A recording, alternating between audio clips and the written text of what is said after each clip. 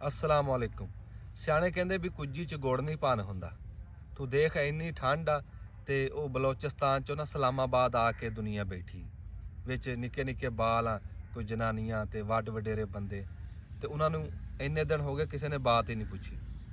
असीं सियाणिਆਂ ਤੋਂ ਸੁਣਦੇ ਆ ਵੀ ਭਲੇ ਵਕਤਾਂ 'ਚ ਜਦੋਂ ਤਲੀਮ ਦੀ ਕਮੀ ਸੀ ਨਾ ਤੇ ਕੋਈ ਧੀ ਧਿਆਣੀ ਜਾਂ ਕੋਈ ਵੱਡ ਵਡੇਰਾ ਬੱਗੀ ਦਾੜੀ ਵਾਲਾ ਬੰਦਾ ਬੂਹੇ ਤੇ ਆਂਦਾ ਸੀ, ਬੰਦੇ ਉੱਠ ਕੇ ਖਲੋ ਜਾਂਦੇ ਸੀ ਵੀ ਯਾਰ ਇਹਨੂੰ ਖਾਲੀ ਨਹੀਂ ਜਾਣ ਦੇਣਾ। ਲੈ ਉੱਥੇ ਕਿਸੇ ਨੂੰ ਕੋਈ ਸ਼ਰਮ ਹਯਾ ਹੀ ਨਹੀਂ ਆਈ। ਇਸਲਾਮਾਬਾਦ ਨਿੱਕੇ ਨਿੱਕੇ ਬਾਲ ਆ, ਨਾਲ ਉਹਨਾਂ ਦੀਆਂ ਮਾਵਾਂ ਤੇ ਬੱਗੀਆਂ ਦਾੜੀਆਂ ਵਾਲੇ ਬੰਦੇ ਇੰਨੀ ਠੰਡ ਦੇ ਵਿੱਚ ਬੈਠੇ ਆ, ਕਿਸੇ ਨੇ ਬਾਤ ਹੀ ਨਹੀਂ ਪੁੱਛੀ। ਬਾਤ ਤਾਂ ਕੀ ਪੁੱਛਣੀ, ਉਹਨਾਂ ਨੂੰ ਚਾਗਾਂ ਕਰਦੇ ਆ। ਕੋਈ ਕਹਿੰਦਾ ਇਹ ਦਹਿਸ਼ਤਗਰਦਾਂ ਤੇ ਕੋਈ ਕੁਛ ਕਹਿੰਦਾ। ਉਹਨਾਂ ਦੇ ਫੱਟਾਂ ਤੇ ਨਾ ਲੂਣ ਸਿੱਟਦੇ ਆ, ਉਹਨਾਂ ਨੂੰ ਤਸੱਲੀ ਤਾਂ ਕੀ ਦੇਣੀ ਸੀ। ਸਾਡੇ ਪੂਰੇ ਪਾਕਿਸਤਾਨ ਦੀ ਨਾ ਆਵਾਮ ਚਾਹੇ ਕਿਸੇ ਸੂਬੇ ਦੀ ਵੀ ਆ, ਉਹ ਅਸੀਂ ਇੱਕ ਜਾਣ ਸੀ। ਲੈ ਇਹਨਾਂ ਦੀ ਕਰਤੂਤਾਂ ਦੀ ਵਜ੍ਹਾ ਤੋਂ ਨਾ ਸਾਡੇ 'ਚ ਫਿੱਕ ਪੈਂਦੀ ਜਾਂਦੀ। ਹੁਣ ਕਈ ਸੂਬਿਆਂ ਦੇ ਵਿੱਚ ਐਸੇ ਬੰਦੇ ਉਹ ਪੰਜਾਬ ਨੂੰ ਚੰਗਾ ਹੀ ਨਹੀਂ ਜਾਣਦੇ, ਪੰਜਾਬ ਦੇ ਨਾਂ ਤੇ ਖਾਰ ਖਾਂਦੇ ਆ। ਇਹਨਾਂ ਦੀ ਹੁਕਮਰਾਨਾਂ ਤੇ ਸਿਆਸਤਦਾਨਾਂ ਦੀ ਜਿਹੜੀ ਕਰਤੂਤਾਂ ਦੀ ਵਜ੍ਹਾ ਤੋਂ ਗੱਲ ਇੱਥੇ ਪਹੁੰਚੀ ਖੜੀ ਹੈ।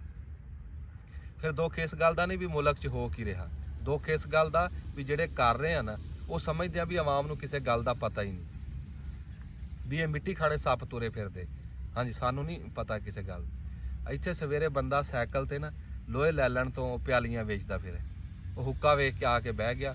ਲੈ 1 ਮਿੰਟ 'ਚ ਨਾ ਉਹਨੇ ਸਾਰੀ ਦਾਸਤਾਨ ਸੁਣਾਤੀ ਵੀ ਕੀ ਹੋ ਰਿਹਾ ਤੇ ਕਿੱਦਾਂ ਹੋ ਰਿਹਾ ਹੈ। ਹੁਣੇ ਤਾਂ ਤੁਹਾਨੂੰ ਵੀ ਪਤਾ ਵੀ ਇਸ ਮੁਲਕ 'ਚ ਹਾਮਦ ਮੀਰ ਤਾਂ ਪਿਆਲੀਆਂ ਵੇਚਦਾ ਨਹੀਂ, ਆਮ ਬੰਦਾ ਸੀ, ਪਤਾ ਉਹਨੂੰ ਸਾਰੀ ਗੱਲ ਦਾ ਸੀ।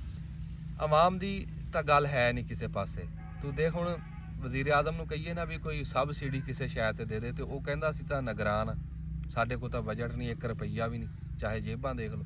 ਤੇ ਜਿਹੜੇ ਉਹ ਆਪ ਅਯਾਸ਼ੀਆਂ ਕਰ ਰਹੇ ਆ, ਸਾਨੂੰ ਦਿੰਦਾ ਨਹੀਂ ਉਹ ਅੱਖਾਂ ਤੋਂ, ਉਹ ਕਿੱਥੋਂ ਆ ਰਿਹਾ ਇੰਨਾ ਪੈਸਾ।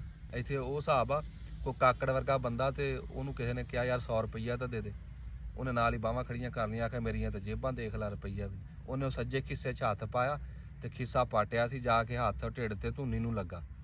ਉਹਨੇ ਉਹ ਹੱਥ ਕੱਢਿਆ ਤੇ ਖੱਬੇ ਖਿੱਸੇ 'ਚ ਪਾਇਆ, ਖੱਬਾ ਖਿੱਸਾ ਵੀ ਪਾਟਿਆ ਸੀ। ਉਹ ਫਿਰ ਹੱਥ ਜਾ ਕੇ ਢਿੱਡ ਤੇ ਧੂਨੀ ਨੂੰ ਲੱਗਾ। ਉਹਨੂੰ ਕਹਿੰਦਾ ਆਖੇ ਜੇਬ 'ਚ ਤੂੰ ਰੁਪਈਆ ਨਹੀਂ ਪਾਇਆ ਤੇ ਧੁਨੀਆਂ 2-2 ਲਵਾਈਆਂ।